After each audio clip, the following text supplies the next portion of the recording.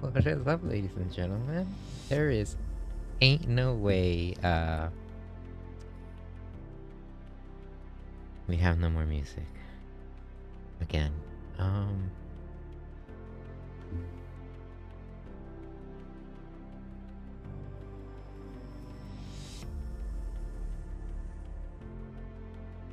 I mean, we have the background, which is okay. It's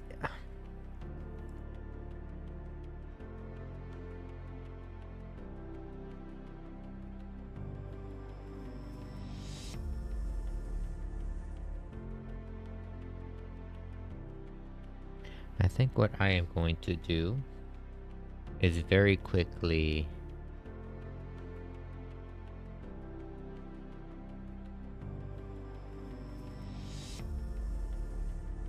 move a file and see if it'll play somewhere else.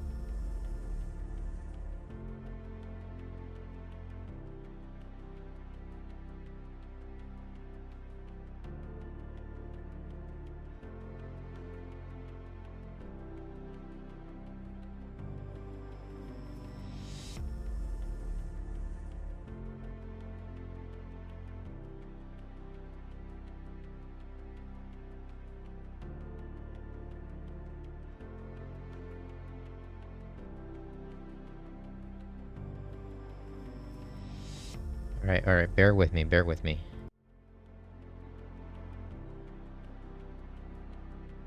Okay, that doesn't work.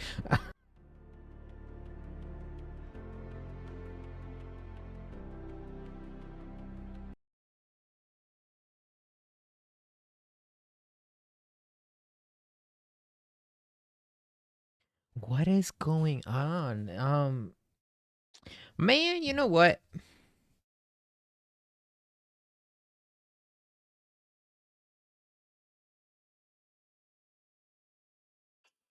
I'm gonna be playing this through my phone while y'all figure this out.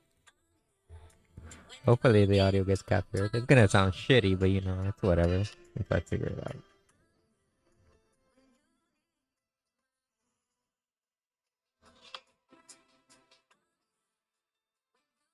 No way, the mic is actually really, really good and it doesn't actually pick it up.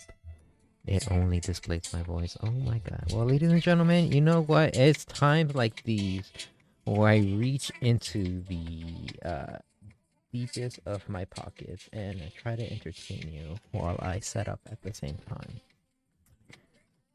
Give me one moment to reset everything.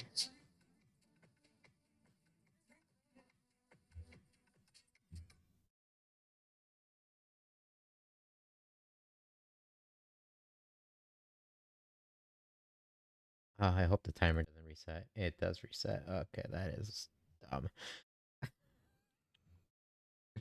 Biggest of oofs in this generation. One momento. We are just gonna put it for 5 minutes. Yeah, we're gonna go back and forth.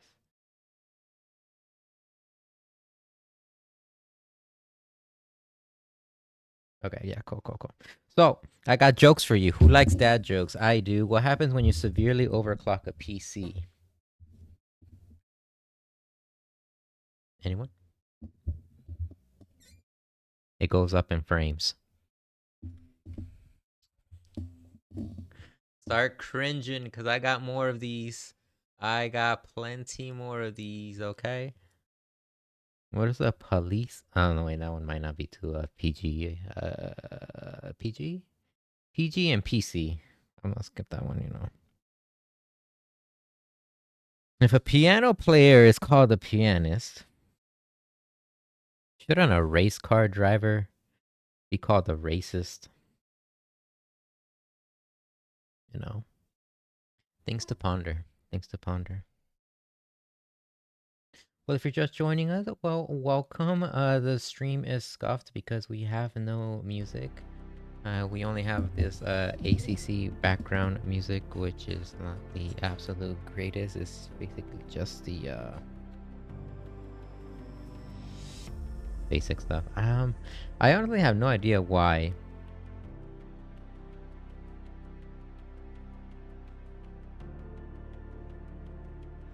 Music isn't even being played, and it's throwing me for a loop that I'm actually not setting up properly.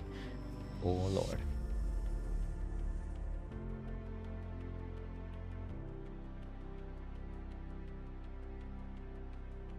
I don't even have Twitch. Oh my lord, I am so bad.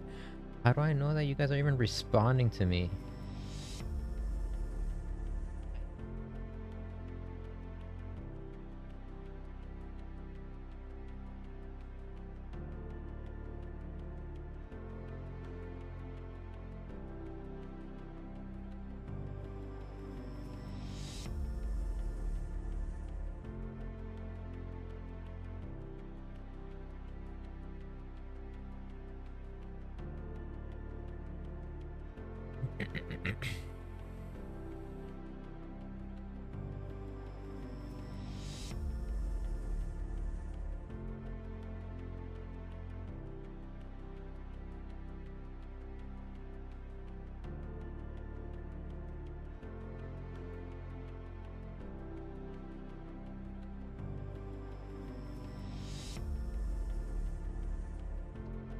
It's playing. There ain't no shot.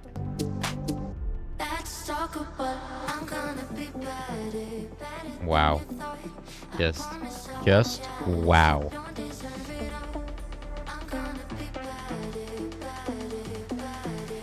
I'll explain what I did later.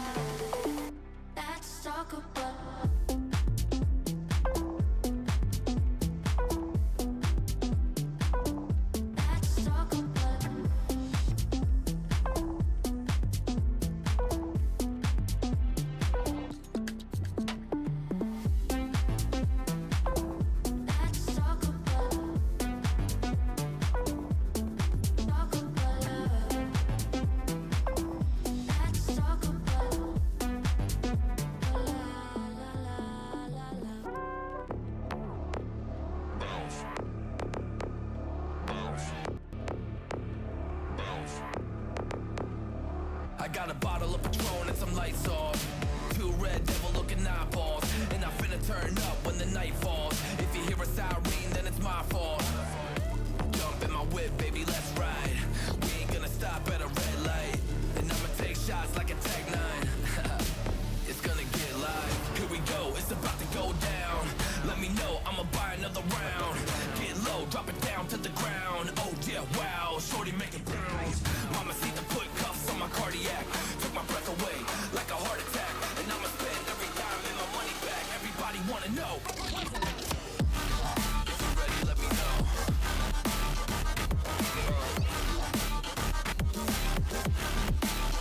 Let's go. If you're ready, let me know. Let me know. Let me know. If you're ready, let me know. Here we go. Let's go.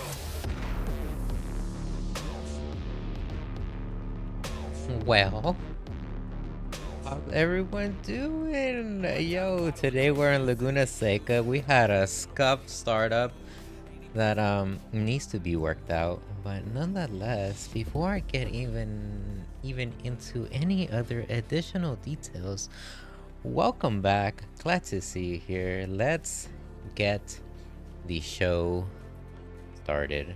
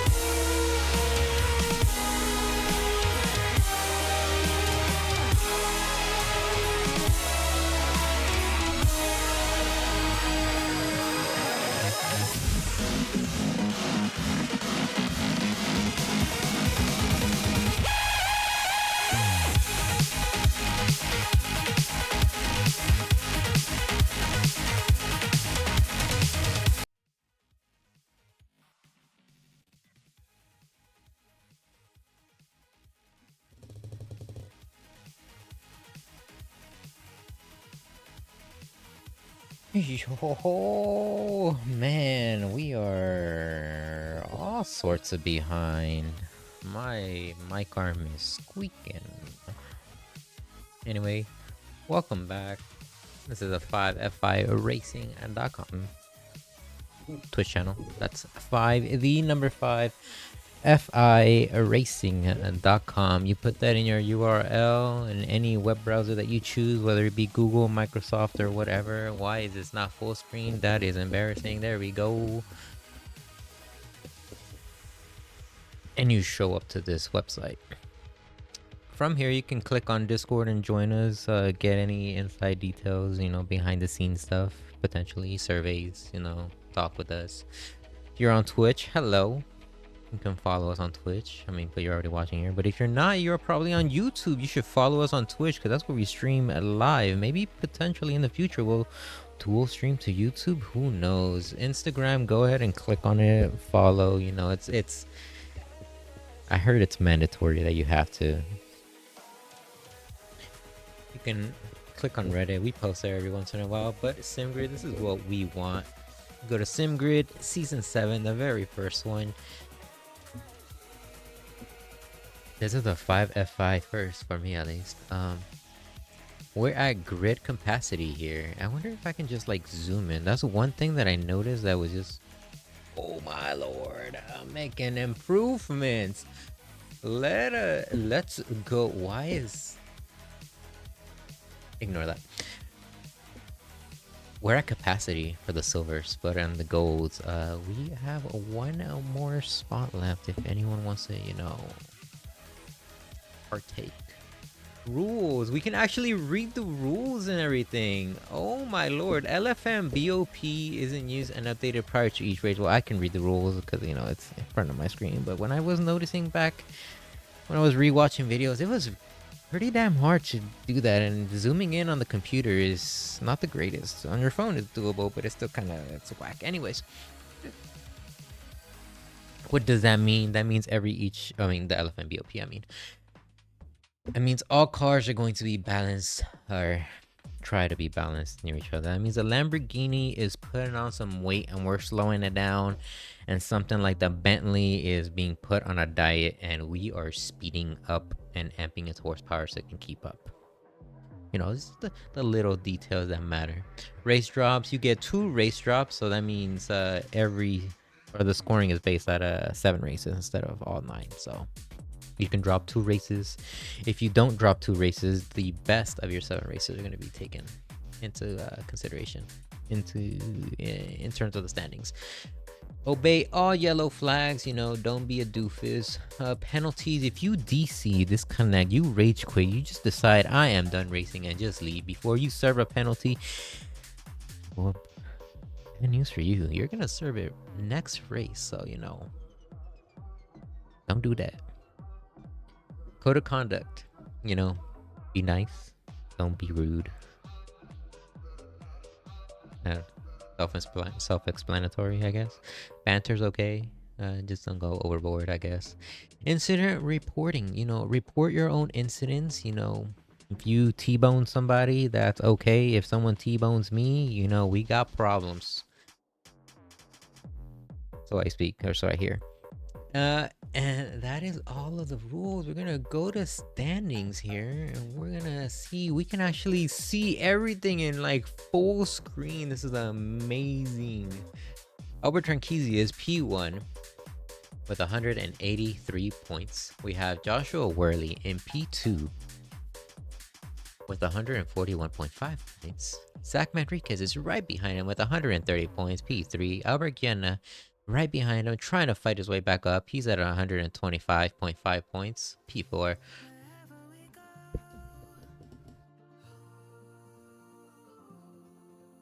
Sorry. Ross O'Connor, P5, 121 points. Sam Staples is P6 with 62.5 points. Jake Wells, P7 with 46 points. Daniel Hirsch, P8 with 39 points, and Kyle Hirsch is just unfortunately not able to participate or partake into these amazing events as of yet. That pace. Going to the silvers, though. We have Alexander Sabo in P1. Where are my... maybe I do need to zoom out now. There we go. Alexander Sabo, P1 with 155 points. Jonathan Kelly, P2 with 129 points. He is near Alexander Sabo, so he and Brad Tarno are actually tied. So Brad Tarno also has 129 points. Jonathan Kelly, P2, Brad Tarno, P3. They're gonna fight it out between each other. At the same time, try to fight it out with Alexander Sabo and take him down from P1, hopefully, if they can. If it's even possible. Chris Unfair, P4 with 124.5 points. Very, very close. Kyle Busch, pretty much everyone is near each other in terms of like positioning. No one is too far ahead. Chris Unfair, P4, 124.5 points. Kyle Busch, P5, 122.5 points. Douglas Furnish is P6, 118 points. Joey Johnson is 108.5 points. P7, Jeff Kelly, P8. Where am I? 99 points. Edgar Herrera, P9, 93 points. Christopher Greider, P10, 81.5 points. We're gonna finish off the list because why not? Victor Sabo is P11, Greg Landry is P12, Gelson Cruz is P13, Jacob Meyer is P14, Darren Montes is P15. Continuing those names, we have Victor Sabo 74, Landry is 70.5, Gelson Cruz 67, Myrie 57, Montes 56.5. All very, very close to each other. It's anyone's game on who's going to move up in positioning. Justin Fry, P16. Kevin Alexander, P17. Randy Zimmer, P18. That is 55 points, 37.5 points, and 24 points. Quite exciting over in the Silver League. Everyone is 1-0 win. If, let's say, Randy Zimmer ends up getting P1, he'll jump with that 60 points. He'll jump all the way up to P9, so that's a considerable jump. If my math is mathing right.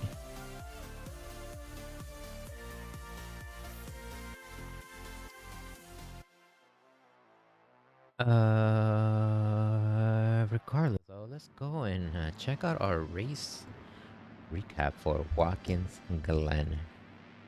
It was quite exciting in the start. We had everyone battling it out.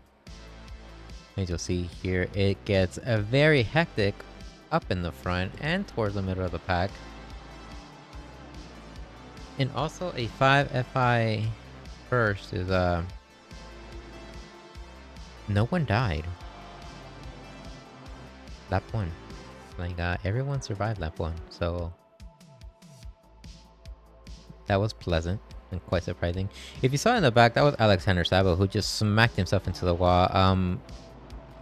I looked into the replay. It wasn't anything special. It was just he didn't realize the wall was coming up that quick, and he just smashed into the wall. A tad bit embarrassing, I guess. Nonetheless, as you'll see here, everyone is pretty much trying to be as clean as possible while fighting for position. So we love this. Lap 3, Darren Montes versus Justin Fry. Montes trying to grab the drive, make the pass. Fry goes a little bit wide. Not sure if that was on purpose or on accident. Nonetheless, Darren Montes sees that he went wide, takes the inside, secure that position. Justin Fry though, very next corner, says, just kidding, I want my position back. Just like that. Lap 4, Gelson Cruz and Albert Tranquisi are fighting it out. Cruz not taking the best of lines or having the best acceleration. Well, it is a Porsche. I mean, shots fired. But yeah. Nonetheless, Tranquisi and him are butting heads. Eventually, Tranqueezy ends up getting ahead before the bus stop. So good pass on Tranqueezy. A good attempt on defense by Gelson Cruz. Um, a little recap with what happened to Daniel Hirsch here is had a what a save moment right there before before he gets passed by Zach Manriquez. That could have ended up extremely badly. Getting squirrely at the bus stop, the inner loop is not the greatest thing you want to be doing, to put it lightly. In lap 4, we had Douglas Furnish and Kyle Busch battling it out.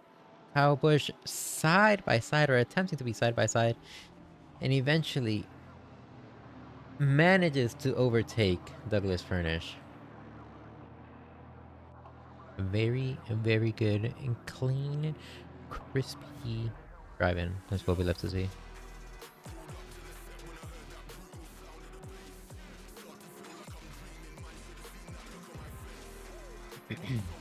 Lap 5. Daniel Hirsch battling it out with Zach Manriquez. I'm looking at the clock, and I don't know if I'll have enough time to actually see quali, unfortunately. No, but Daniel Hirsch, though, manages to overtake Zach Manriquez as he went very wide. Or not too wide, but pretty wide coming out of the bus stop. So, nice, clean overtake. What we like to see. Darren Montes and Edgar Herrera fighting it out. With Victor Sabo in the background right there. Montes ends up getting overtaken by Herrera. And ends up, I believe, losing one additional position by Christopher Greider. Quite unfortunate. Not sure if that was on purpose or if he just actually lost a bit of traction coming in that final corner. Lap 7. Daniel Hirsch and Zach Manriquez fighting it out once again. As you see there, Daniel Hirsch got a little bit squirrely, got a little spicy there. Ends up getting what looked like to be walked, but eventually he outbreaks Manriquez, cuts in front of him, goes way wide, track car, but they end up fighting it out. Lap 8. We're going to continue it. They're going down the back straight. Look at these maniacs. Alexander Sabo trying to get into the middle of this. As they're all getting into the bus stop, Zach Manriquez ends up just backing out just the tiniest of bit. Daniel Hirsch ends up staying up in front. Their fighting, though, has caused Jonathan Kelly and Albert Guiana to catch up and join that fight. So that was quite fun to see live on stream. Christopher Greider here in lap 8, also overtaking Justin Fry. How, you might ask? Well, right there, he just outspeeds Justin Fry. And Justin Fry has a little bit of a slip up there that we will go ahead and watch right after we finish seeing Christopher Greider drive away into the sunset. So what ended up happening here, or watch this cool what a save moment. He touches the grass just a little bit, loses it, and ends up staying away from the wall, 360s it, and gets back on track. Super smooth. I'm pretty sure he just did that on purpose to show off. That had to be a show-off moment, you know. Jonathan Kelly and Albert Guiana on lap 9 battling it out. Guiana getting in front of him in the bus stop last second. I'm pretty sure Jonathan Kelly clinched his steering wheel super tight. His butt cheeks were probably clenched to the absolute tight as it could be. Had a Code Brown moment there. Almost hit Guiana too, coming out of the inner loop, since Guiana almost lost it there. As he's almost losing it there, lost it, and then recovers it. But losing it too many times consecutively like that and not maintaining control allowed Jonathan Kelly to once again reclaim his position. A good driving by both these drivers. A good fight. Top 10. Zach Manriquez and Alexander Sabo fighting it out. Where you're gonna say, well, right there, Alexander Sabo had the better run coming out of turn 1. Zach Manriquez forced to take the outside and take the slightly slower pace. Quote unquote slower. How is he keeping up with him in the Porsche? I don't know. He probably had that wing at 0. Lap 13. Manriquez showing us what he can do inside the Porsche. Sabo goes way wide there, almost ends up losing it. Manriquez just cuts on in, gets the position back like if nothing happened. Tries to go hunting for Daniel Hirsch once again.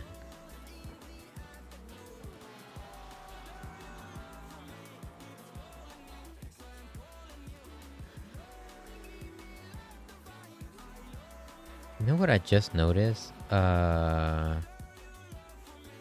don't think there's any audio playing out of, like, there should be audio coming out of the replays. But I think it's actually muted. Nonetheless though, Alexander Sabo going ballsy right here. And it doesn't end up losing it, amazingly. They could have ended up very, very bad. Good overtake though. And it's like a deja vu all over again. We have a Zach Manriquez fighting it out nearly the same corner. Well, same corner, just different spot. Zach ends up getting his position back. Alexander Sabo tapping the wall just a tiny bit that allowed him to reduce his speed or slow himself down because of that. And your race winner, Albert Tranchisi. 10 out of 10 driving right here. He pretty much almost ran away from the get-go. Had a little bit of trouble in the beginning, but once he got that clean air, he took off.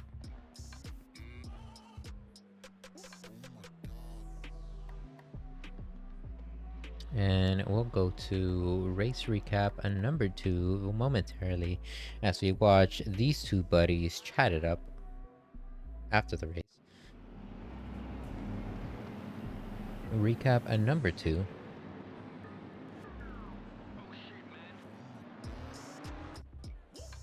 We actually might have enough time to watch the 2 minutes of the qualifying. Nonetheless, race start, Albert Tranchisi, and guess who once again, Cruz right there, button heads. They just do not learn. They just fight it out to their heart's content, and it's okay with me. I like to see it. See, this is so weird. Now you get race recap number 2 showing all the audio noises. At least I hope. Nonetheless, we're going back to Alexander Sabo's view here, who he goes very wide, hits the grass, going in and coming out, loses a bunch of positions because of that, but maintains control. That is beyond me. How did he do that? You know what? I'm gonna change the audio to something that I want to listen to. Just cause. Alexander Sabo here in lap 2 almost ends up passing Jonathan Kelly, overtaking, but he also tries to fight against Douglas Furnish here. Goes for a fake lunge. Douglas Furnish didn't take the bait and ended up taking the cleaner line and pulls away just a little bit. Lap 3, Edgar Herrera and Darren Montes fighting it out. Yeah, they get quite hectic here. You see a little tap there. Montes or Herrera almost losing it out. Montes getting into like a little tussle. And Herrera gains 4 positions just off that and almost loses it there. He lost it though. Quite unfortunate. While Meyer comes from behind and not really a near miss, but you know, it could have been a dicey, hairy moment.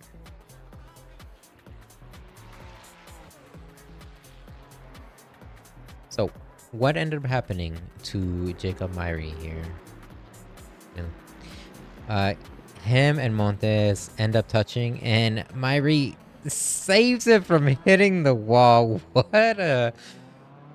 There were so many saves this entire race. Race 1 and race 2. That was, as you see here, he has no scratches. He probably had a Code Brown moment. I wouldn't blame him if he went to the pits after that and took a little break.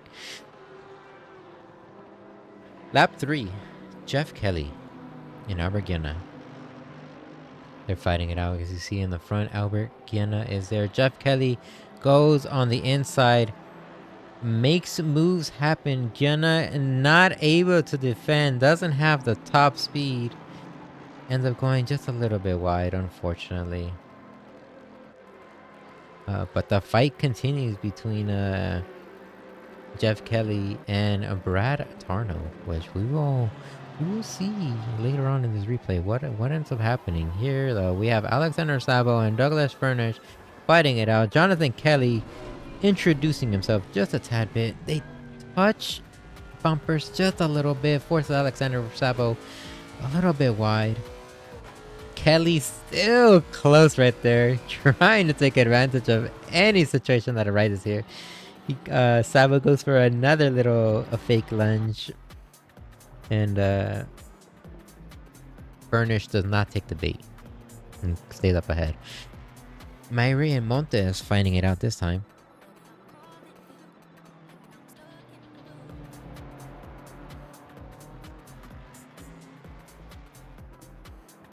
Oh, sorry, I was reading a message.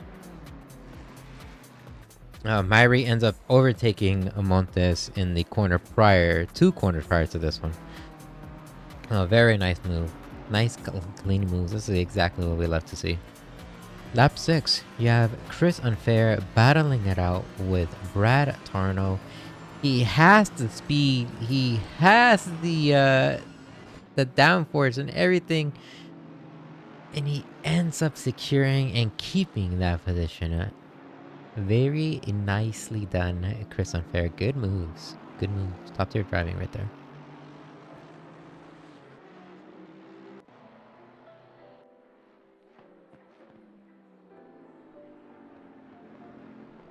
Lap 7. We had Edgar Herrera, Jacob Myrie battling it out.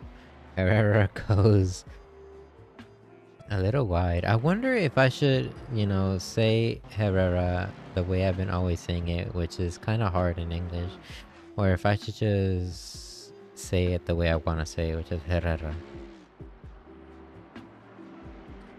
If I just read the name and I just, yeah, the Hispanic in me comes out. Lap 9, Brad Tarno and Chris Unfair battling it out once again. Chris Unfair unable to keep the inside line. Looks like they might have made just a tiniest bit of touches there. But nonetheless, Brad Tarno ends up securing that spot. Very nicely done. Good on him for being patient and seizing the opportunity when it arose. Jeff Kelly and Brad Tarno battling it out. Chris Unfair right behind them. Kelly getting side by side into the bus stop. What is up with these drivers and becoming daredevils heading into the bus stop, trying to intimidate each other? He backs off just a tiny bit so they can all go single file line. Good attempt though. I can't negate that. Chris Unfair ended up overtaking Jeff Kelly here. If you see there, that was Zach Manriquez, who had a little issue there. Unfair with the almost contact, but ends up securing that spot. Jeff Kelly got a little squirrely coming out of that corner there. Also known as a fairly hard corner to grab traction if you're not careful, to be honest. Lap 17, once again, look at that, side by side, or attempting to go side by side. Edgar Herrera manages to stay in front. Kyle goes for a little Tokyo drift there, and Herrera secures 2 positions in that small little section. Very nicely done.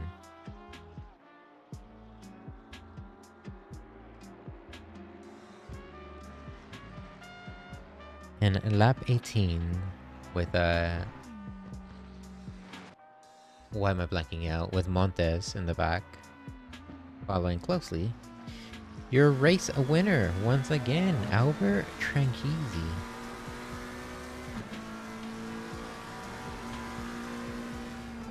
Ten out of 10 driving here.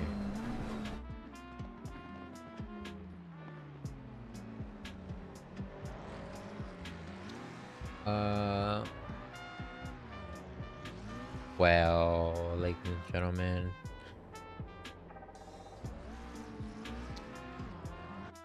my mouse server is lost. Where is my cursor? I mean,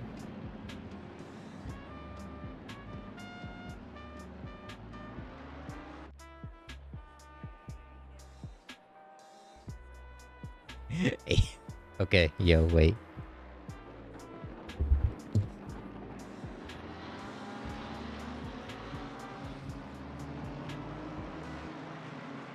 Oh my god, why was that so hard?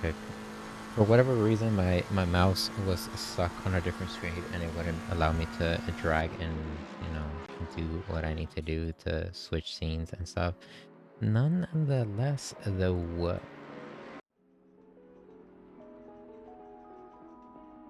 we are in Laguna Seca. I forgot to load up a Discord and actually join a channel, so a little embarrassing.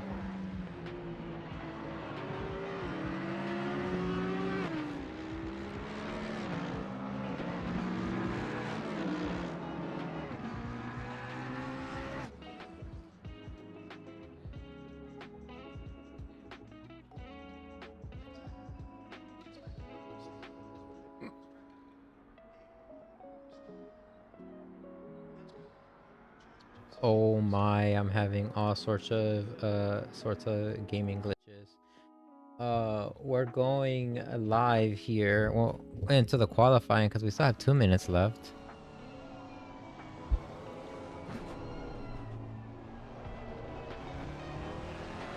Give me a moment while I set up everything.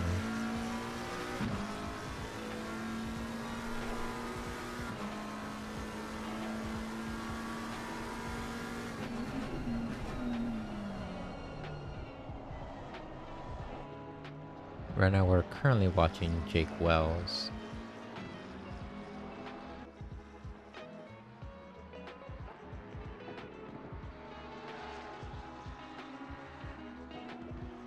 Who is in P1 with a 122.805.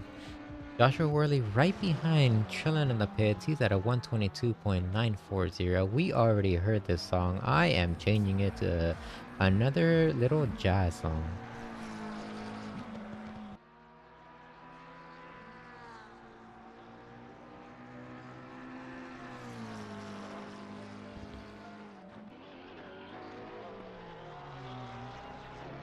And quality is about to be over. A couple of our drivers are going to have an extra opportunity if they can cross the start finish line before the timer ends to shoot for another lap. We're gonna jump to Manriquez, who is up on his pace. We love to see it.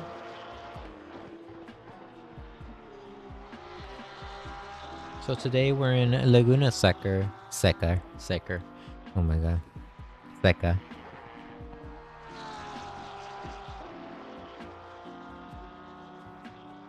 I don't even know why I even brought out a random syllable there. It's one of my favorite tracks. I like this track a lot, and believe it or not, a lot of our drivers here seem to not like this track as much as I do.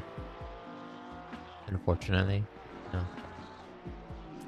Don't know why they hate Laguna. Beats me, but Manriquez improving his time and ends up beating Albert Tranchisi and jumping up to P4. Very, very nicely done. And we're going to go to Tranchisi, who might respond back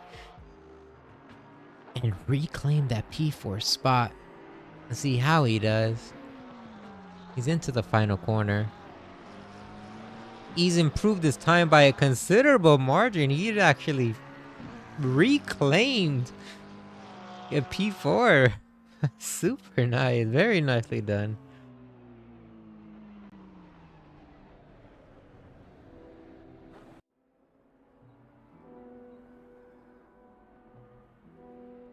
So once again, we are in Laguna Seca. If you're just joining us, welcome, welcome, welcome.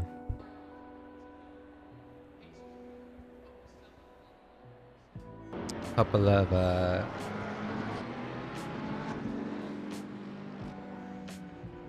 little facts here about Laguna Seca. Is the overall course length is 2.238 miles long. That is 3.6 kilometers long. There's 11 turns, and the longest straight is 1,126 feet long. The ideal setups that everyone would want would be high downforce, medium to hard suspension. That doesn't necessarily mean that this is exactly what you should be running. It depends on the car and the setups and everything and how the driver likes the car to react. But ideally, those would be what you would want to have or be around. So high downforce, medium to hard suspension. And the key action areas would be turns 2, turn 5, turn 7, turn 9, turn 10, and turn 11. These turns I'll be keeping an extra eye on, since those are the areas where it gets a little bit spicy, where overtaking opportunities can happen, or potentially some slip-ups. And if you'll excuse me for 1 second, I need to step out real quick. I'll leave you here with some music and the scenes. I'll be right back.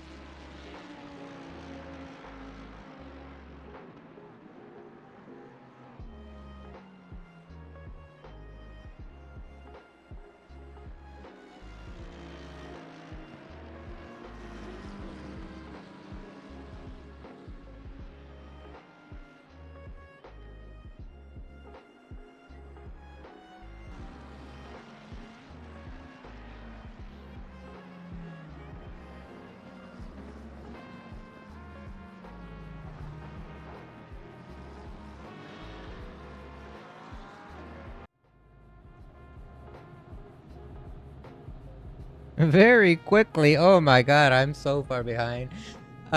Jake Wells, P1, Gelson Cruz, P2, Joshua Worley, P3, Albert Tranquisi, P4, Zach Manriquez, P5, Jonathan Kelly, P6, Christopher Grider, P7, Chris Unfair, P8. Back to his original livery. The Batman livery, I see. Albert Gianna, P9. Michael Campbell. I think this is your first time racing, if I believe. Welcome, welcome, P10. Greg Landry, P11, Brad Tarnold, P12, Jeff Kelly, P13, Douglas Furnish, starting in the pits. What happened? New livery, too. Oh my god, bless me. Douglas Furnish, P14, I don't know why he's starting from the pits. Victor Sabo, P15. Jacob Myrie, P16. Darren Montes, P17. And Edgar Herrera, P18. What the heck does that livery say? Oh my god, I actually just read it. Oh lord. We're just gonna ignore that. Bruh.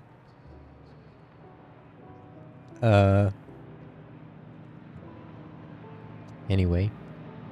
Race is about to start. Green light is lit. We're putting a pause on the music. Gonna switch from quality personal best to the actual race gaps here. Everyone is tight and orderly. We're gonna go to the helicopter view to see what exactly happens. We're gonna be jumping throughout the grid, and we're staying right here. Actually, this is a good shot of everything. Frankisi and Cruz fighting it out though early on, as expected. I don't know if they should be fighting it out this hard though, because Jake Wells is actually getting away, or trying to start to get away here.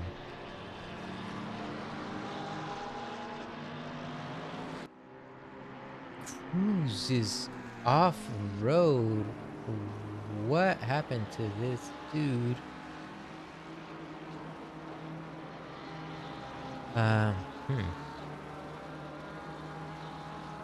Well, Squashmonger said over here on Twitch that I hope I'm ready to call Spicing One and Zach Manriquez and Jonathan Kelly. What happened to our guys here? Where are they? There they are. Jonathan Kelly's back on track. Where is Zach? Zach is finally back on track. We're going to jump to Tarno, who is very close to Greg Landry. I am so far behind. I am missing all the action. I'm sorry, ladies and gentlemen. Gelson Cruz making moves on Jeff Kelly here. They go down to turn 2 here. Cruz is looking like he might secure that spot. They're still side by side, and Cruz comes out on top. Very nicely done. And Michael Campbell is was in a spot to fight with Chris Unfair. He went off-road, and that cost him a little bit of time there.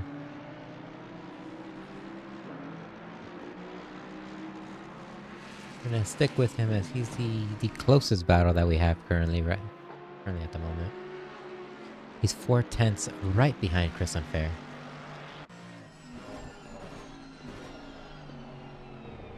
It's a Mustang versus a Mercedes in Laguna Seca.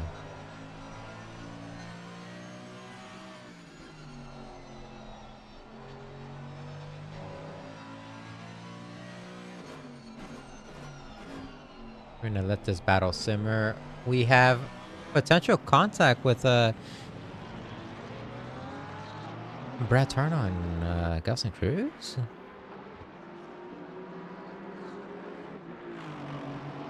Potentially there was some contact there.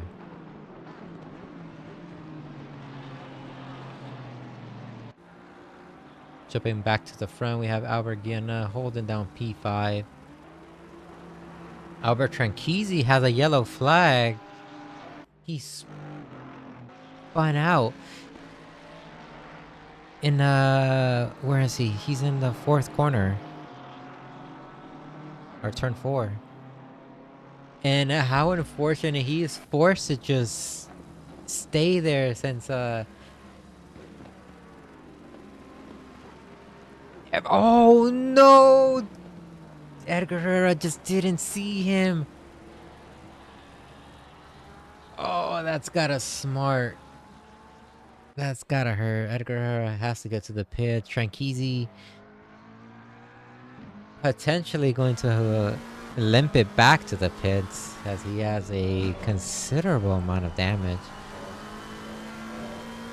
Not the way you wanna start a race. Or your race in Laguna. Everyone does need to pit. He is probably going to repair his damage though. At least I would. One mandatory pit stop, by the way. We're gonna jump to Gelson Cruz and see if he reclaims his spot. And he does. He secures P8. Brad Tardo is getting very, very close. We have another potential fight brewing up with Chris Unfair.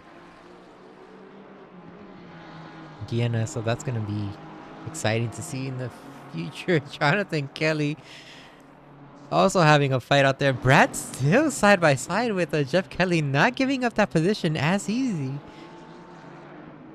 as before, and Kelly just gets the better of him for now momentarily.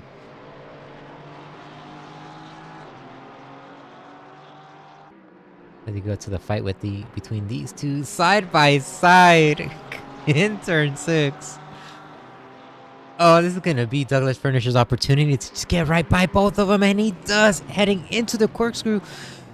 Can he break in time? He does it. He goes way wide. Zach Manriquez is coming up behind them. Furnish slides out. Unfortunately, we're gonna go back to the front and watch these 3 fight it out. Kelly still in front. Montes right behind, and Zach Manriquez coming in quick. Trying to overtake them as fast as possible. Now we're gonna jump from these two and check out Brad Tarno as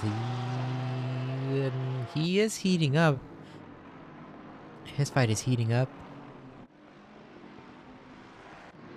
What a terrible camera angle. We're gonna jump between both of these guys back and forth.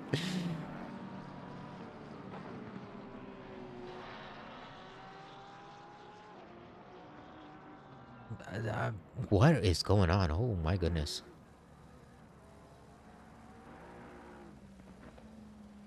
I think Zach might have touched Darren Montes and he's waiting for him to get back into position. And while that happened, Burnish wiped himself out. Montes went wide. Oh, that sucks. Plenty of fights, and we have caution flags waved against Harno and Kelly here. They probably had a little bit of contact that we just missed. Man, why is my speaking off today? Greg Landry is 4/10 right behind Michael Campbell. And Cruz is a second behind both of them, so Cruz is trying to climb the ladder, climb back up.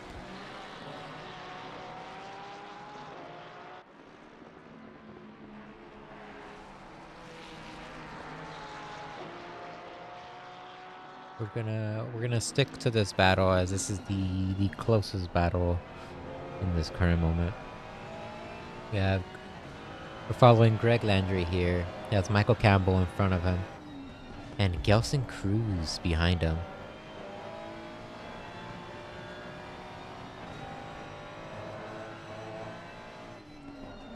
Cruz definitely the faster driver out of both of these, so it'll be interesting to see if he tries to make a move or an opportunity arise by like sticking his nose somewhere where he shouldn't. And we have potential drama up in the front. With Jacob Myrie and Victor Saba? Unsure of what happened there, but we're gonna go back, check out Cruz. As he makes a run down the straight, 1,126 feet. And secures P7. Good move. Oh, he's going to be getting close to Michael Campbell momentarily soon. We jump into the hot seat with Chris Unfair, who is partaking in the battle for P3. He goes hard on the brakes, almost bumps into Gienna there. Oh, what a Code Brown moment here. Or there, really. As Gienna tries to get closer and closer to Christopher Greider. How will these two take their corkscrew, as both of them are hard on the brakes? Quite nicely, if I say so myself. That was... It looked like they were taking identical lines there.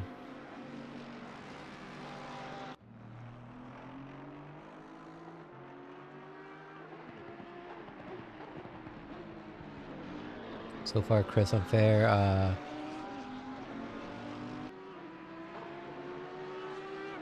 losing pace. Oh, come. I can't say, really.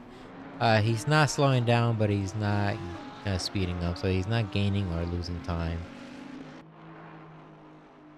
But he does have to contend against Michael Campbell, who is right behind him. Well, if he is not careful, Michael will pounce on any opportunity to make moves. Currently in the pits, we have Gelson Cruz and Jeff Kelly. Cruz and Kelly, you'll see right there, clearing their pits. Douglas Furnish also potentially cleared his pit as well. He's already went in twice, apparently. Tranchisi hasn't repaired damage.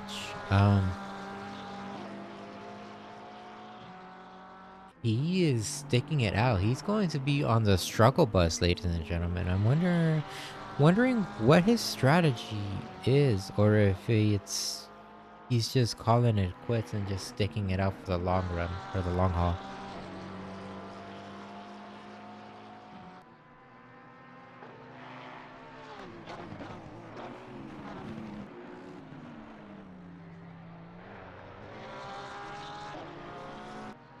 Unfortunately, if you missed the beginning of the race, we had Albert Tranchisi and Edgar Herrera get into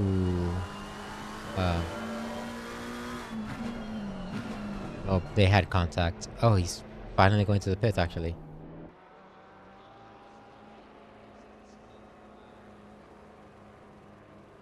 Will he repair damage, as we have Jeff Kelly coming out of the pits? He had a yellow flag under, a caution flag under his name. We will see what ends up happening, and I'll keep you updated as well. Jump to Joshua Worley, check him out, see what he's doing. He's currently sitting in P2, 9 seconds away from the top, which is Jake Wells, and from Christopher Greider, who's behind him.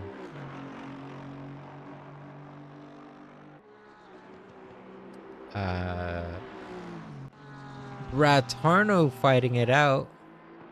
Almost missed this overtake here. He's fighting it out with Jonathan Kelly. They're side by side, coming into the second to final corner. Into the final corner now, still side by side. Whoever has the better acceleration coming out of that is gonna win, and it looks like they're smack dab even. Both hard on the brakes. Brad Turner's gonna have to keep on the acceleration if he wants to stay up ahead, and He can't hold on. Good moves, good fights. This is exactly what we love to see here. Douglas Ferner is just 4/10 off Jonathan Kelly.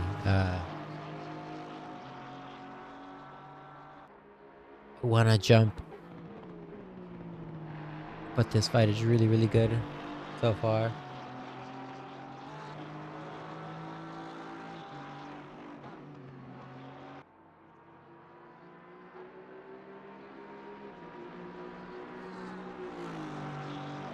Tarno losing pace off turn 6. Now falling behind. Fell 6/10.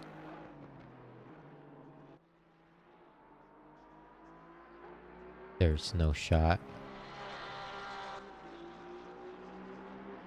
There's a caution flag waved on Gelson Cruz and Albert Tranchisi. These two fight even when they're not supposed to be fighting. Oh, did he? It doesn't look like he took too much damage. Cruz definitely has more damage. Who is in front of him? That's Darren Montes.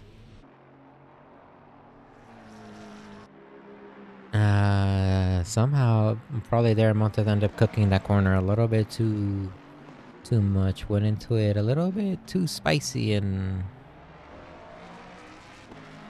ended up paying for that.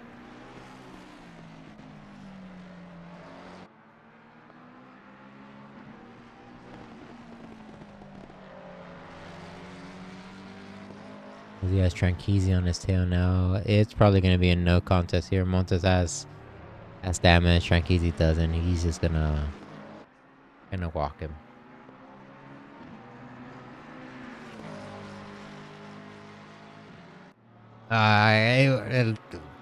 Montes is keeping up. Damn, that Mustang has some power under its under that hood.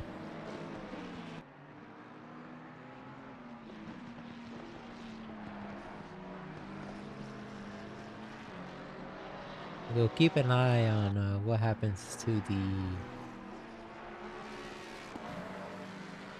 these guys. Montes ends up getting a little bit of sand there and loses control once again. Unfortunate. He also makes contact with who was that? With Michael Campbell. He safely rejoins. This might be a good time to pit. I'm gonna call it right here. He might end up pitting, ladies and gentlemen.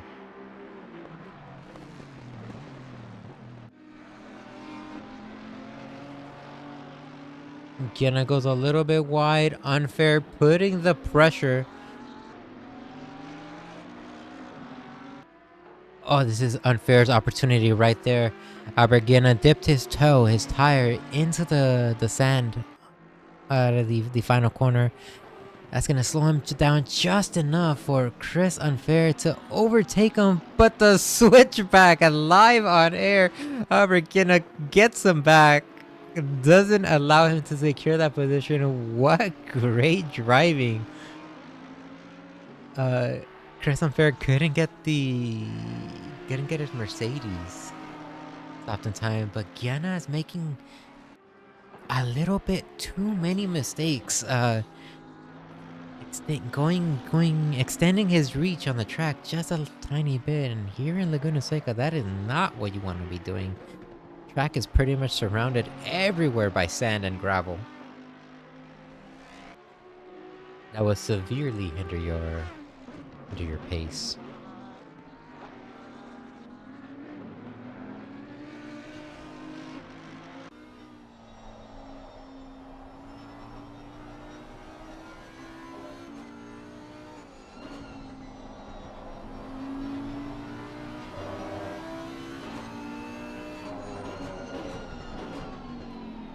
Don't mind me being a little bit quiet. I'm just messing with the audio levels here.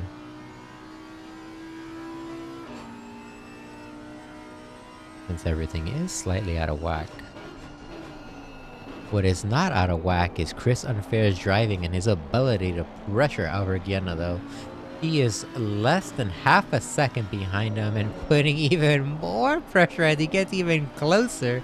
When will this overtaking opportunity happen? I do not know, but we are glued and tuned in to capture every bit and moment of this battle here. Gonna having a little bit of a slip up there. Not the greatest place to attempt an overtake. Another little touch of a sand there.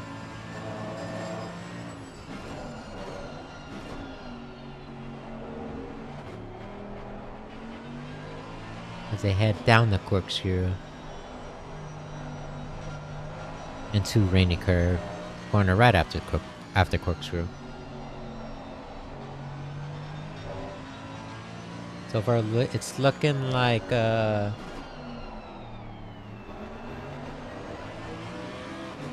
Chris Unfair is playing the long game here and is trying to catch Albergiana in a big enough mistake where he can get in front without having to worry about an overtake. Chris Unfair. It takes. Oh, no.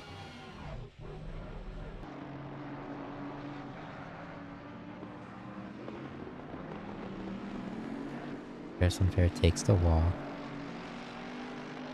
No, dude. Well, Chris Unfair had a brilliant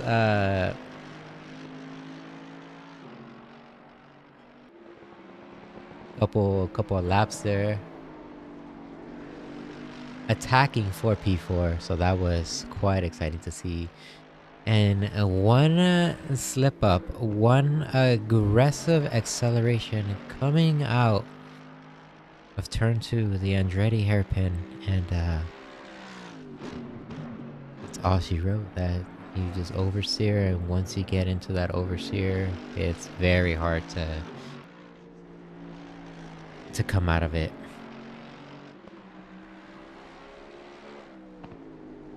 Luckily though, it doesn't look like he sustained enough damage to actually warrant as he hits that turn quite wide.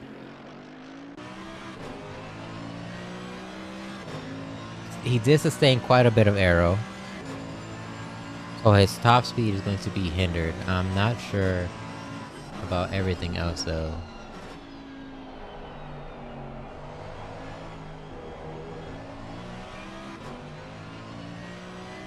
At least to me, it seems like everything is fine in terms of his suspension and everything else. So if there's a core moment, it seems like it might be aero. So his downforce might be affected ever so slightly.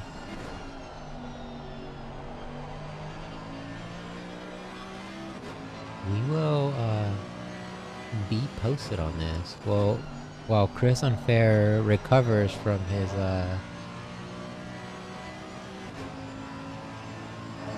incident, we have Greg Landry coming up on the horizon, who is right behind Chris, who has an opportunity to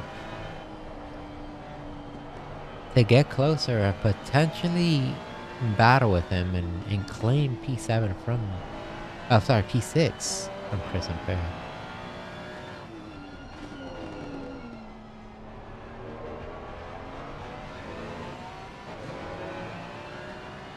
A sunset though, it blinds everybody coming to the final corner. We jump to the back where we have Albert Tranchisi in P14. He is one lap down, unfortunately.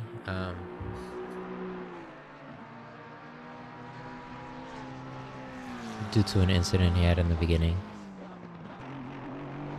And he has a Gelson Cruz in front of him, so technically this isn't a battle for position, because if Tranqueezy ends up overtaking Cruz, he's going to be unlapping himself. But the real question in here is, will Cruz just let him go, and so he can just focus on his race and catch up to Myri or Sabo or Manriquez? Because technically it doesn't even matter if Tranqueezy gets up in front, because he has to go around the entire racetrack at one additional time before he can actually challenge you. So he does get the overtake happen. Pretty sure that was on that was their best interest coming into mind there. Pretty sure Cruz hated letting that happen though.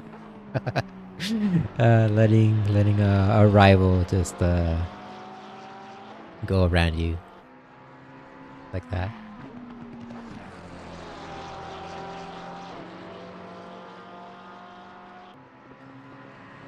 Well, we have 35 minutes left in the race.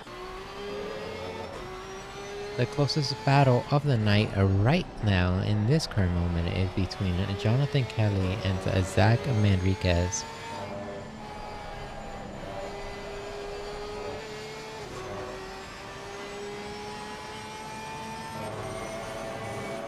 They're roughly a second and a half from each other, so the battle will be heating up momentarily. Right now it's the battle of who is the best Porsche driver, or the better Porsche driver here in Laguna Seca.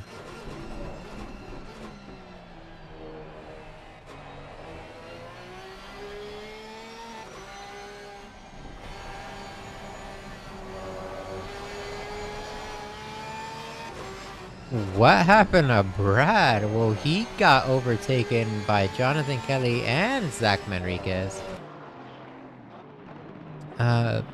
Must have lost it coming out of the corkscrew, heading into Rainy Curve. Probably oversteered aggressively to go into the dirt like that.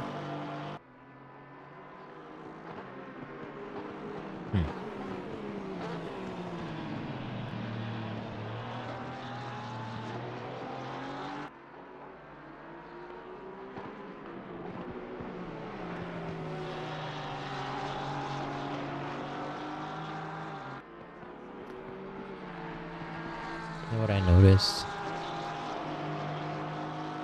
That we have a little bit of time here. I mean, we still have a battle coming, or emerging from Zach and Kelly now. Brad Tarno is trying to stay close to them so he can partake in this fight for P8. Yes, I noticed that the map is quite small. I am just going to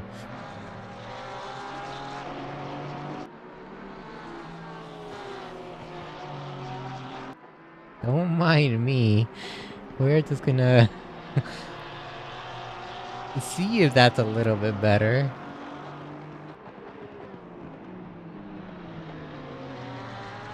Maybe it's just not. I need to figure out how to display that properly. But you know, for the most part, we're just gonna leave the map like that so you can actually see the racetrack. I probably have to zoom in a little bit more,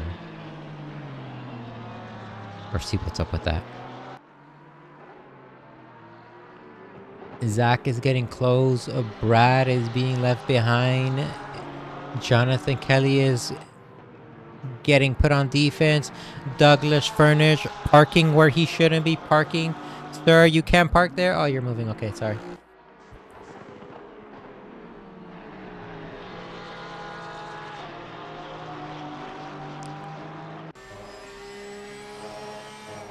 %.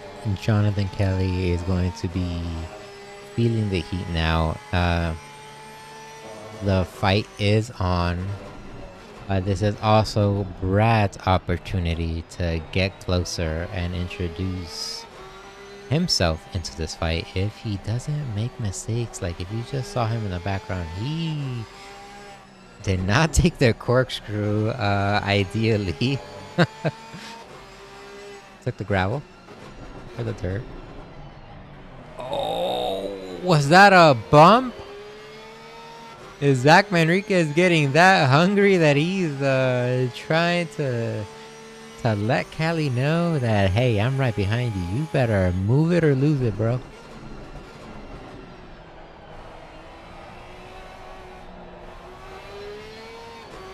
Just seeing him in his rearview mirror. That's all you see, just a big pink Porsche right behind you. That's gotta be intimidating all on its own. How Zach is able to just see. Actually, we actually can. Let's get the cockpit view open here.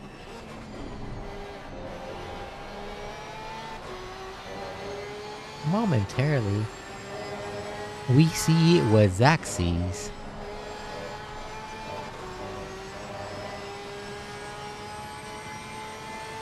You can also see his traction control and ABS if you wanna copy off him for Laguna Seca here. And oh my, does he get extra close coming out of the corkscrew? Using up all the track here.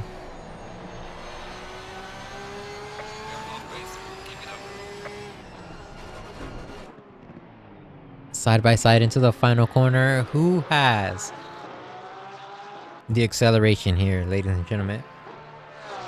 Will Jonathan Kelly be able to successfully defend? Has a little bit of aero damage.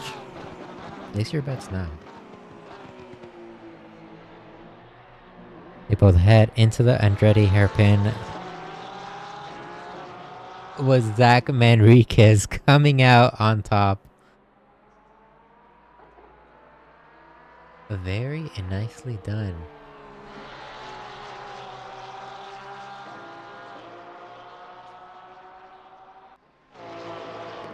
The fight isn't over though, as Jonathan Kelly is still staying right behind Zach Manriquez.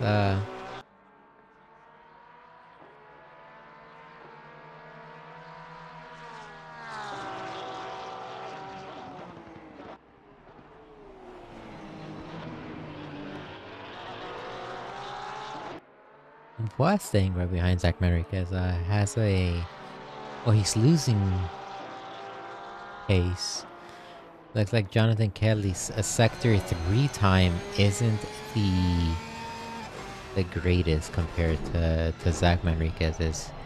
Most of that time is being lost in the corkscrew and coming out of the corkscrew. So the corkscrew and rainy curve. Turn 7, 8, and 9. Christopher Greider has a white flag. Darren Montes has a yellow flag. We're gonna check out and see what's going on with Darren. Nothing that I can see. He does have Brad Tarno coming up. Gianna with a yellow flag. Coming into the pits. Okay, and getting out of the pits. Okay, never mind. Explains it. Greider is going to be fighting it out with Sabo here. Closest battle as of late. Or as of now. With 27 minutes, 30 seconds left in the race. It's looking like Jake Wells is going to be claiming a P1. As Victor Sabo goes wide coming out of turn 4, that allows Christopher Greider to easily get right behind, or right by him. Very nicely done. Unfortunate for Victor Sabo there.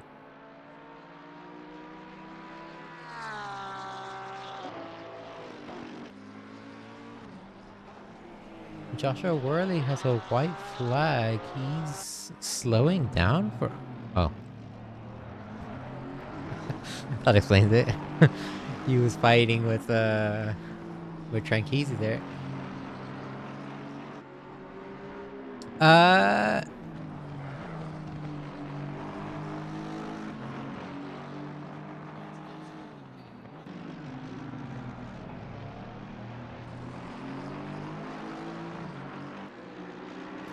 I don't recall who had the overall faster paces over in Quali, but Tranqueezy has just managed to get by the pits, or to blow by everybody, minus Jake Wells, so he has almost unlapped himself. As if you're a Chris Unfair fan, we have bad news. He had another accident, but is now heading to the pits. If you're a Jonathan Kelly fan, he had a yellow flag, but that's because he was coming out of the pits. He didn't repair any damage. He probably only got fuel. Unsure about tires. But he has a Myri right behind him, who can potentially give him a run for his money. The potential battle for P11 was on the way.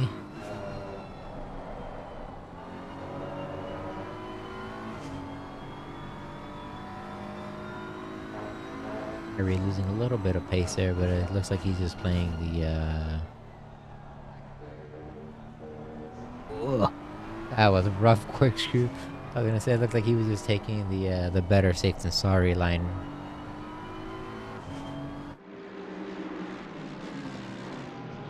Bear's coming out. I think he might get in front. No, behind Victor Sabo. And behind Worley. Campbell coming out behind them. He's going to be getting in front of Cruz, I believe. Up in front of Cruz. Battle for P8 is on. The battle for P8 is not on. He let Cruz by. Probably did not want to fight him at all. Maybe he just doesn't feel confident in Laguna Seca. As we jump back to Chris and Victor Sabo. Victor Sabo currently in P6, doing a fantastic job of just keeping his head down and trying not to get into any incidents. Has himself in a really, really good opportunity to place in the top 10 here. In the top 5 as Greg Landry's in the pits. The battle for P5 is on with Chris Unfair and Victor Sabo.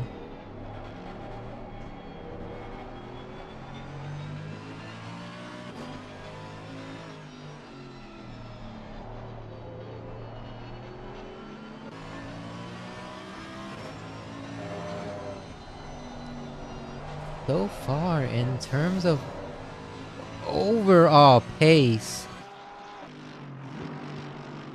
we have Chris Unfair being roughly 2 seconds faster than Victor Sabo.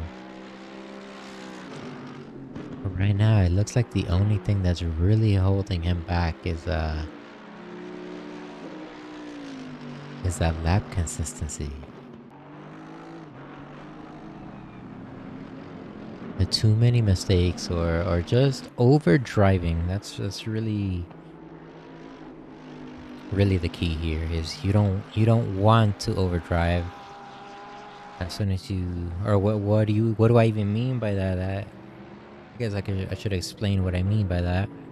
By overdriving is you're pushing beyond the limits of your ability and or the car's ability, or both, and or both.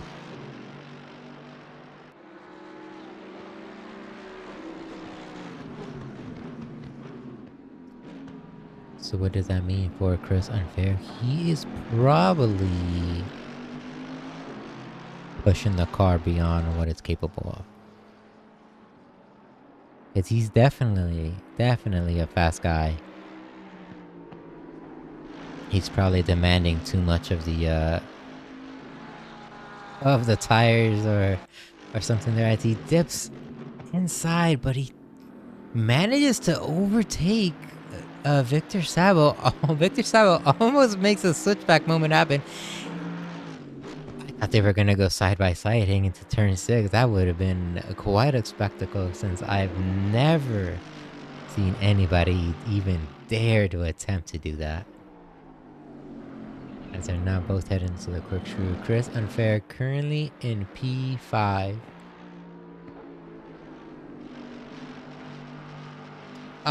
It is interesting to note that Jake Wells is in the pits.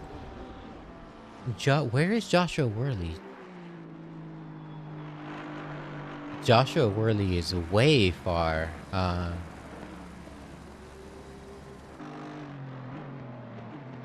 don't think he'll have enough time to overtake Jake Wells.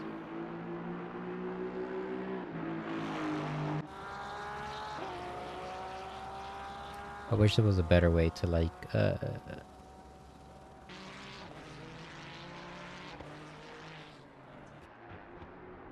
her like a picture-in-picture type moment. But I currently have no idea how to do that.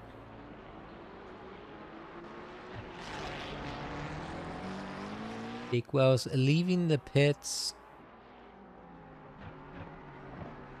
He is, what is he, 20 seconds ahead of Worley?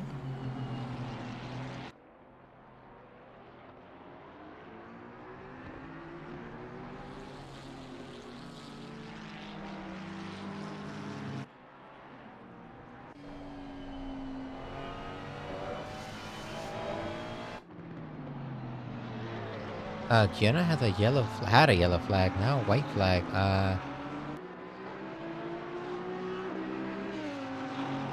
Lost the position to Christopher Greider. That was a battle for position. I wonder what happened there. Furnish right behind Gianna, trying to fight alongside him. What happened to Greider? Oh my lord. Well, Gianna reclaims P3. Laguna Seca claiming a lot of victims today.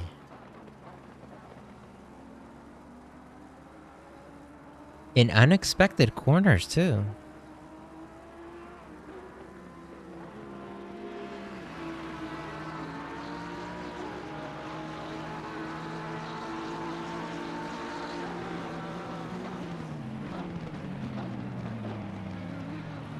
We have a little train forming there with Tranqueezy being the final car.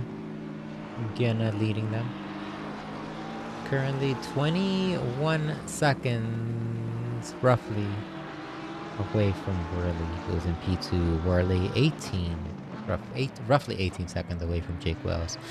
So it is safe to say, potentially safe to say, anything can happen.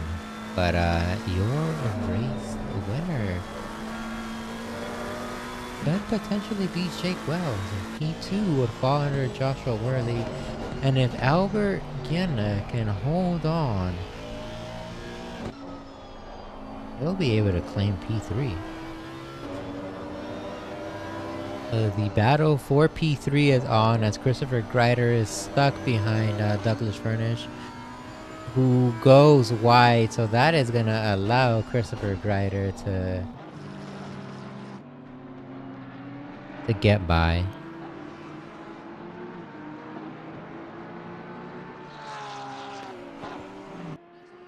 Tranqueezy was nearby. I wonder why he stopped pushing. I mean, I did also see him go a little bit wide and dip his tires into the gravel there, but nonetheless, I wonder if he just stopped pushing because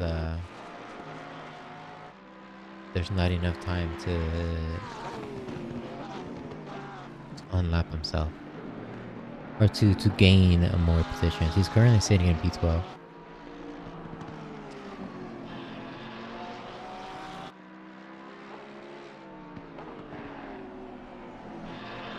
Nonetheless, we have Cruz and Unfair battling it out. Jonathan Kelly with a yellow flag, white flag.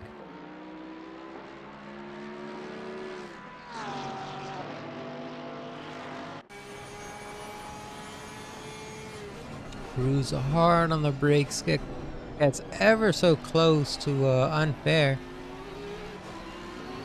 Actually is able to pressure him here. Unfair forces take the inside line. Gelson going to have the cleaner line, faster line. How do we see anything with that view?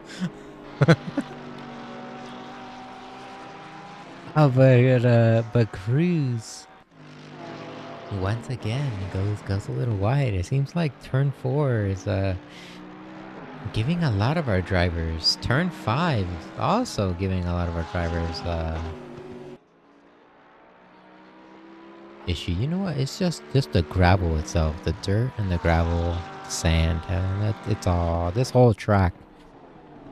It's just giving all our drivers issues, except Jake Wells and Joshua Worley. They are pretty much spot on. Christopher Greider here once again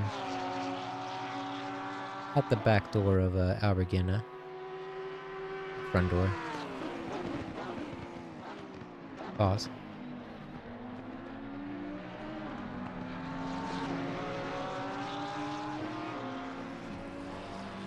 He's putting an immense amount of pressure on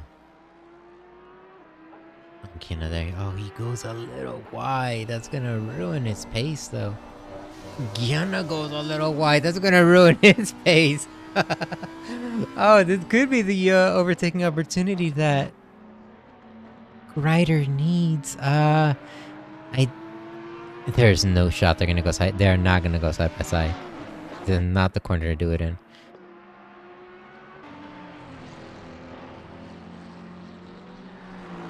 We missed Greider dipping his toes into the dirt, entering turn 6. That's what caused him to go a little wide, because he momentarily lost control. How unfortunate, because now he has to climb his way back to Albert again. With 13 minutes 45 seconds. I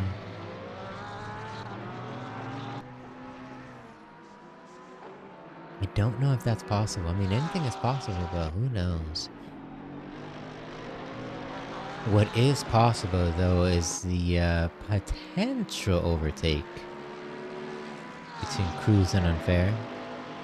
Michael Campbell getting involved into this mix-up now, as these two have been battling it out for quite some time. Oh, it seems just... it seems like deja vu happening all over again. This time, though, Cruz is stuck on the outside. He successfully makes the position swap happen. Unfair. P6, Cruz, P5, Michael Campbell almost losing it turn 5. He's less than a tenth behind Chris Unfair. Unfair less than a half a second behind Gus and Cruz.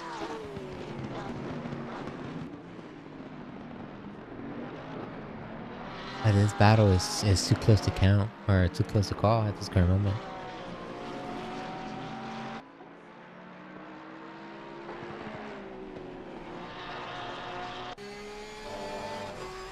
Cruz is ever so slightly walking away. The clean air is helping him out. Michael Campbell goes a little bit wide. Probably tried to throw off Unfair there, but managed to not do it successfully. That's all three drivers heading to turn 2.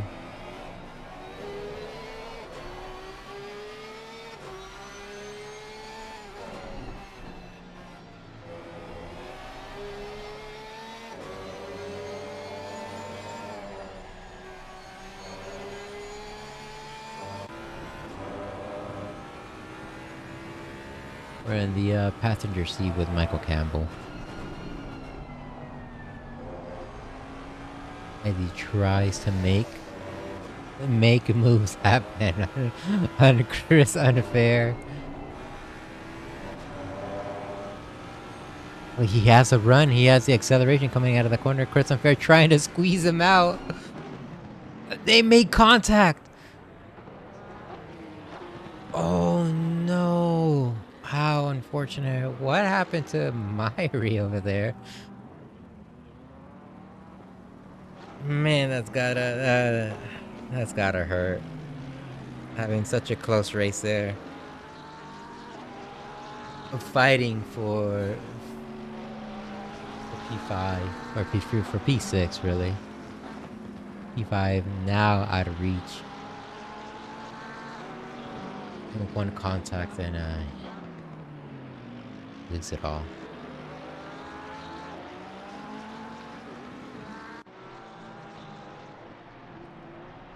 Michael Campbell though getting overtaken by Zach Manriquez, but Michael, because of that contact with Unfair, has sustained quite a bit of damage there. Substantial amount of damage.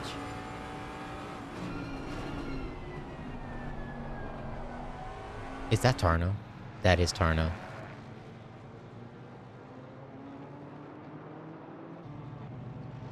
I wonder what happened to Tarno.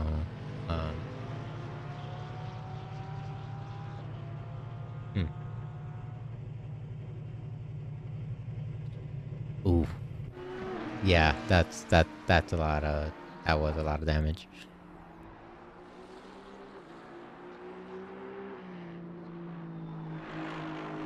We have less than 10 minutes left in the race. Oh, Greg Landry in a spot. What a sick J-turn, though. Sheesh.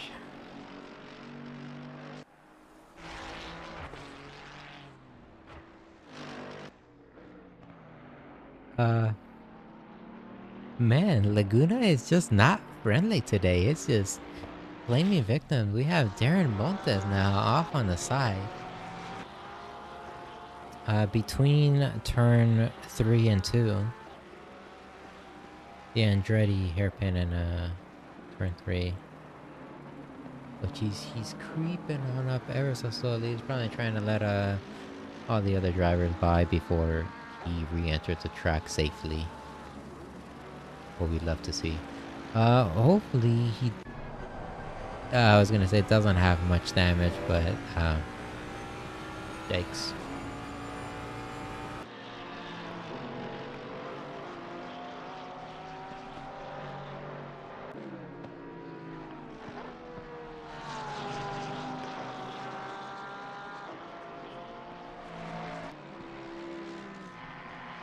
In terms of a position gained, we have Jake Wells keeping his P1 spot. Joshua Worley has moved on up by 1 spot. Albert Guiana has moved up 6 positions, which is quite nice. I am missing the fights here between Chris Unfair and Myri. Never mind, Myri backed out.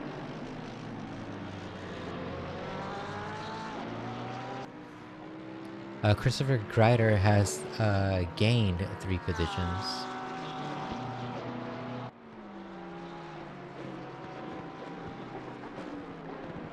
Gelson Cruz lost 3 positions. Zach Manriquez lost 1 position. And the one who has actually lost the most, but due to a really bad incident, is Albert Tranchisi. He lost 7 positions overall, but he's made up ground. He's currently at P11, so he's working. He's moving.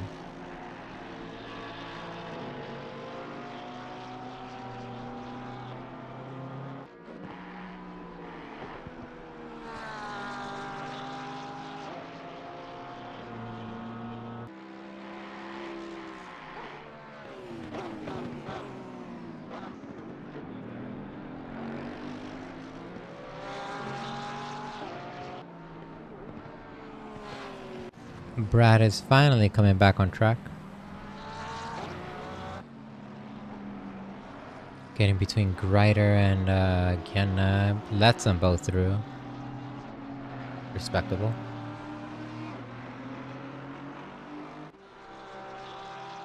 Ooh, Greg once again in the turn 4.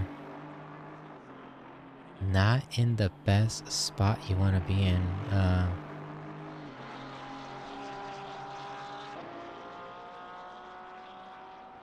At least he's off the racing line for now.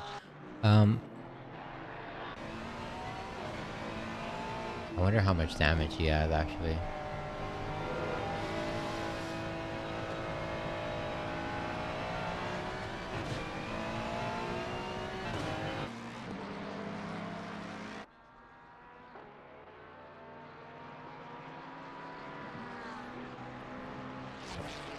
So the usual turns that I'm expecting it. Zach took that bump extra aggressive. There's Jake Wells, our leader this current race. Just absolutely dominating Laguna Seca.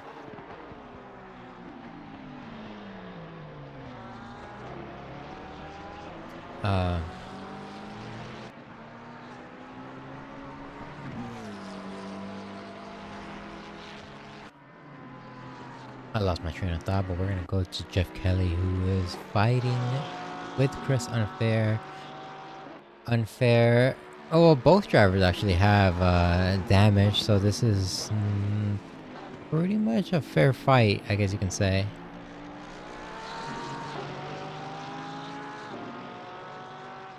Nonetheless, Jonathan Kelly is within 2/10, half a second off Chris Unfair, so Chris Unfair is 100% for sure feeling the heat. Unfair currently sitting at P8, Kelly in P9.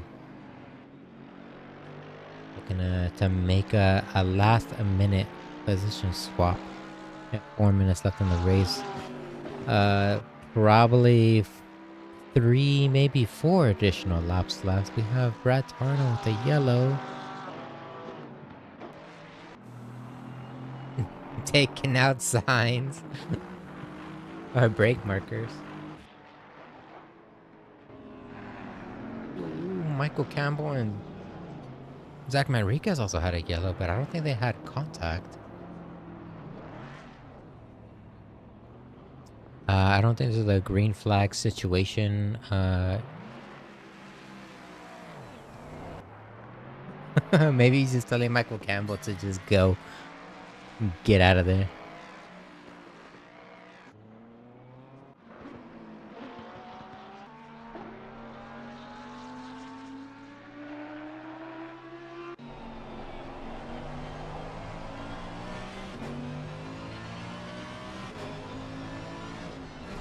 We missed the overtake between Jonathan Kelly and Chris Unfair.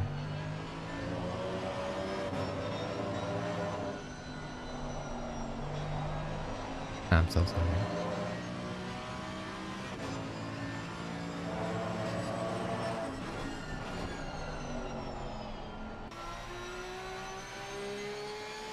Oh, I remember what I was saying.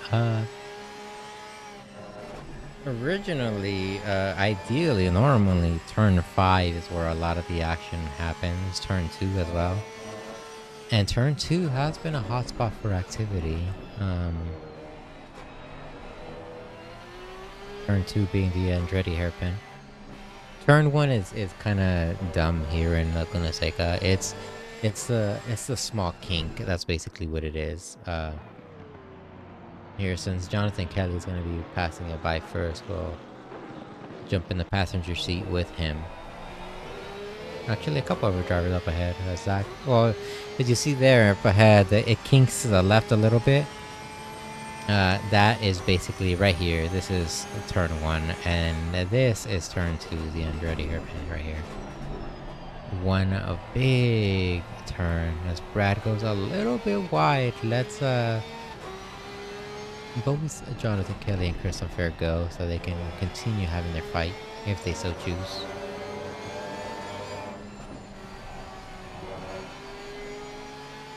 Normally though, that's where the action happens.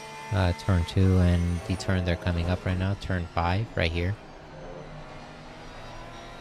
But lately, a lot of the action is happening around turn 4 and near turn 3. I'm suspecting a lot of overseer issues or just traction control issues. It's happening to a lot of our drivers. We did lose. So speaking of traction control, you can actually see Chris Unfair lose a little bit of traction coming at a rainy curve.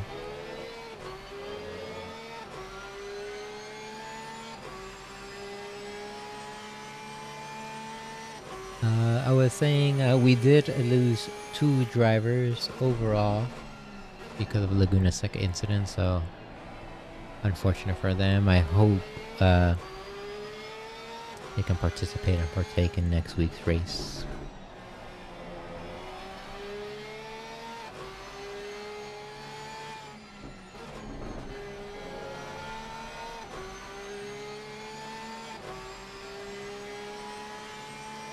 Final lap. We're currently in it. No more laps after this. This is Chris Unfair's last chance. He needs to. Oh my, that's like he's listening to me. I was gonna say he needs to put the pressure on right now and force Jonathan Kelly into a mistake or overtake him. That corkscrew coming out of it wasn't the greatest. He's very close to Jonathan Kelly, though. He could potentially go for a last-minute lunge here. Does he have the drive? He does not. Jonathan Kelly secures P7. Chris Unfair forced to take P8. Good driving and even better driving by Jake Wells here. A race winner. 10 out of 10 driving right here. Looks like he had almost a perfect race. Oh, he'd love to see.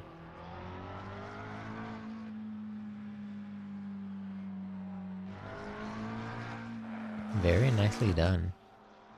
Joshua Worley here claiming P2.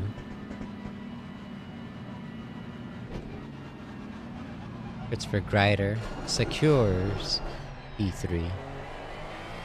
Aragena P4. Galson Cruz in P5. Zach Manriquez P6. Jonathan Kelly has P7. Chris Unfair P8. Michael Campbell P9. Albert Tranchisi P10. And the server reset. Green light. Go, go, go.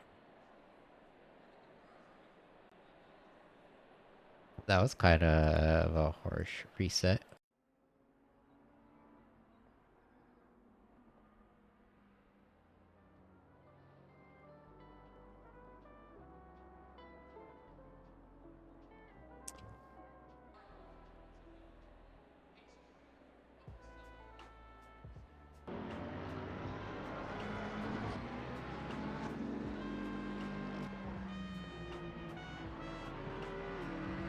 We have Joshua Worley here, yo, for the our track interviews. Hold on, let me see if I can actually hear this guy because I don't. Say again? Sorry. Okay, we can hear you, or I can hear you. Yo, what is up? How was your race over in Laguna Seca? You were doing a really good job. You got P2, so.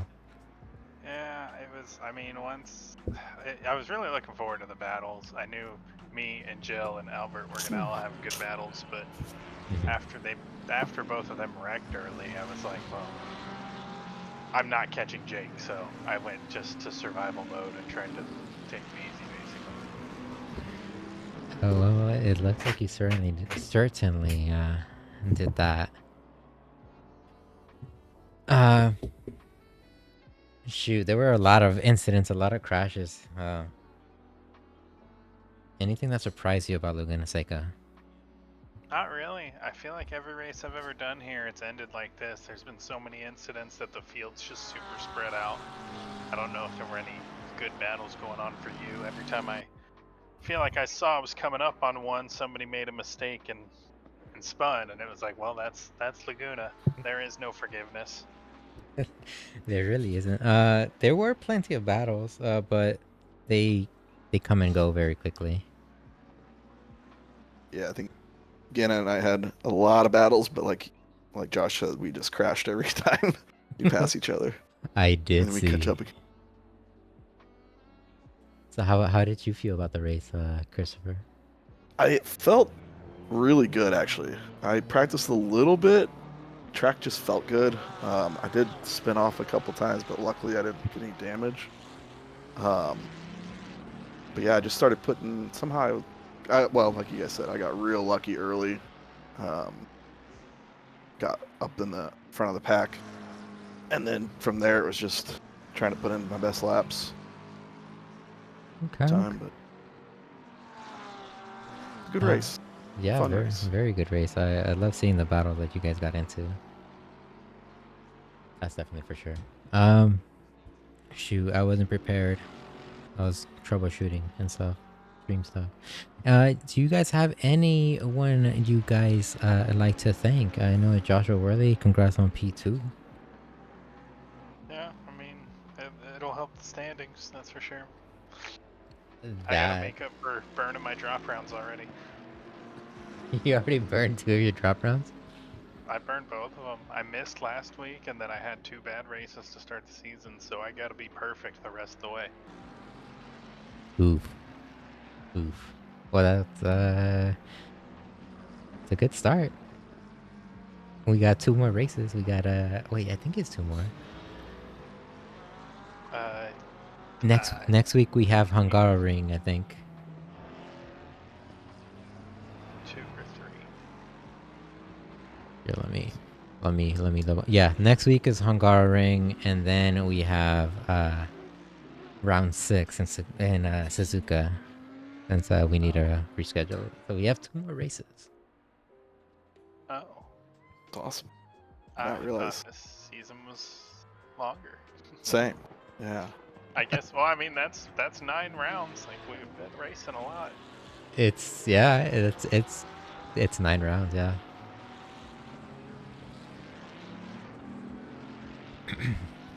Oh shoot, my interviewing skills are trash.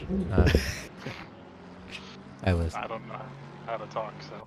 I'm just not. I just wasn't ready. Oh, any noteworthy battles that you guys got into? I know Joshua Worley, you just pretty much ran away and took P2, so yeah. But Christopher's Rider, I saw you battling out with Gianna a bunch of times. Yeah, I was gonna say I think him and I had a bunch of battles there. I think after my pit stop, I spun out a little bit and then he caught back up, past me, and then either got into some back markers or I just slowly caught up to him and we started battling again.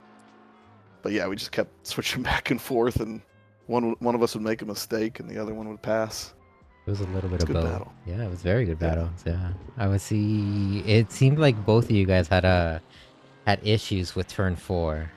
I guess you guys would go a little bit wide or something would happen. Yes. Yeah. And what's weird is I felt like I was getting that turned down well if no one was around me. It was like, okay, I got this. The second some headlights or brake lights were around me, I was like, uh-oh. Throws you off. Yeah. Oh, we have Albert Tranquisi here in the booth. I have one question for him. Well, a couple. And the main one is, what happened turn 4? Because you were turned around. You were stuck in the apex, and that sucks. Sorry, repeat that one time, Juan. What happened in turn 4 to cause you to have your car facing the wrong way, to be basically parked at the apex? Well, I wouldn't call that being parked at the apex. I was a decent way down the road, but no, the lap prior, I had sufficient understeer coming in, Okay. and I knew the setup had chronic understeer, so for that lap, I anticipated it, and all of a sudden it just gripped on me and sent me towards the sausage. Really? I tried to correct it, and at that point, I ran over the sausage curb, and it kicked my rear to the left, which then touched the grass, and then it ended up with me in the wall. Um, Yikes. I think it was Herrera Yeah, in so Mustang. I thought that he would push a little bit more left because I know I was about like maybe a third on the track, and I didn't know how much farther backwards I had to back out, and I just watched him come towards me, and I was like, he's not moving, is he? And so I just kind of braced for the hit, and shockingly no suspension damage. It just went down to era, really? and yeah, so that was essentially the end of my race because I don't think I caught any of the gold class guys by the end of it. So I don't know if you did, but you did come. You clawed your way back up. I think you ended up in P11, 10. P10. So I mean, you went from pretty much last because of that incident to P10. So that was a good little comeback there. Yeah, I got locked in near the end, and just a couple of guys started having mistakes, and figured I know my tires are going, but let's just put our head down and see where we can end up. And yeah, hopefully I wasn't too much of a hazard out there tonight. Not enough prep for a track that requires prep, for sure. Prep time is key, I guess, in Laguna Seca. Well, do you guys have any closing statements before we finish here? Do you Fun know how many race. people were still in the lead lap? It's like 4 or 5 people, because Jake is just a monster. I think we need to add extra ballast to Jake's car, but that's just me. We've been saying the same thing about you for over a season. Look, you can still sometimes see me at the end, okay? This man's, I think, was fucking... I know I was, I think, 2 laps down at the end. I mean, I was watching his times, and he wasn't going like crazy fast. Like I could I think keep his up with his whole second stint was 22s. Yeah, like I could keep up with him, but I had no intention of pushing because I was like, there's nobody near me. What reward do I get for pushing harder, risking wrecking and costing myself second? So Yeah, fair enough. That's kind of what bit me. I think just the want to be able to get Jake, and he wasn't even a second in front of me. I think just kind of got too much of a hold on me, and that's what happened. So, Well, thank you guys. Oh well, Christopher Guy, did you have any closing statements? I don't know if you have any. No, it was a fun race. Enjoyed the league so far. Am I saying your last name right by any chance?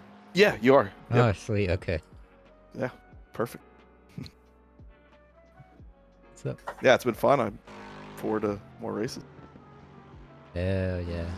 We love to hear it. We love to see it. Hopefully you get into more battles with Gianna or Whirly or even Tranqueasy. That'll be fun to see. Well, it was funny. I saw that he was up there with Gina and I. I know he was in 10th, but we weren't passing him. We weren't catching him. You're still running fast laps. Yeah, Not right, optimal, right but- there at the end with you behind me. I had 12 seconds of damage on my front and Oh, 2 yeah. on my rear, and I was still pulling on you in a couple of times. And I was gonna say, well, that Chris, what are you doing here, my guy? I did go into kind of safe mode there for the last couple laps. I was like, okay, I'm gonna hold third. Don't need to push too hard. I think Gina had crashed at one point behind me, so he was maybe 2 or 3 seconds behind. I was like, let's just secure the position. No need for fastest lap. All right, Yeah. smart decision. Yeah. Well, thank you guys for joining me here. Partaking in this interview. I promise I'll try to be more well prepared next time. And You fix said it. the last time. I know, dude, but I've been having some weird issues over here with OBS and no music playing, and it's just the weirdest of things. Yeah, we'll see. I might try to prepare a little bit more for next week, Okay. but I don't know how much my school and work schedule are gonna be, so we're gonna see. Well, school is important. Work is also important, so Yeah, I gotta get this college degree. yeah. But all right, boys, have yourselves a good evening. Thanks for streaming. Look forward to watch it. Thank you for driving. It's fun. Have a good night, guys. See ya. Good night. Good night, Whirly. You can stick around if you want. I was waiting for you to end the stream. I wasn't sure if you were done yet, so I was like, am I saying goodnight on stream? Feels weird. All right. Yeah, I'll end it right now. I'll be ending it. Anyway, thank you guys for sticking with me for so long. Interesting race here in Laguna Seca. Next week we have Hungaroring, a 60-minute race, so that's gonna be fun. I unfortunately will not be able to stream Hungaroring, so someone else could take the reins on that. We will see. We will find out if anyone wants to be able to stream that race. I'll be out of town for round 9, but I will be back here for the final for Suzuka. So that'll be fun. Before I leave, though, I figured instead of being boring and bland and just cutting into the intro/outro, I might as well give you guys a joke. So I got a Formula 1 joke for you guys. What milk does Sergio Perez feed his children? Formula 1. Alright, dad jokes aside, I'll see you guys later. Peace.